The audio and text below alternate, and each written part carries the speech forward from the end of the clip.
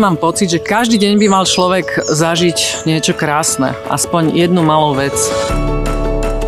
Tian predstavuje príbehy s krídlami. Tian je francúzska rodinná firma s dlhou tradíciou. Špecializuje sa na ortopedické a kompresívne pomôcky.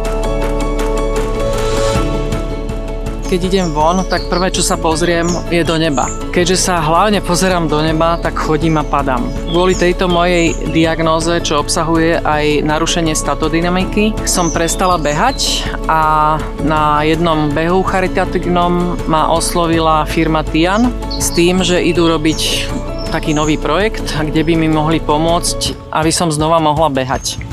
Práve držím v ruke náš produkt SpriceStep. Je to dynamická afortéza, ktorá napomáha aktívne pacientovi v jednotlivých fázach cyklu chôdze. Je to produkt inovatívny a rieši komplexný problém jednoduchým spôsobom.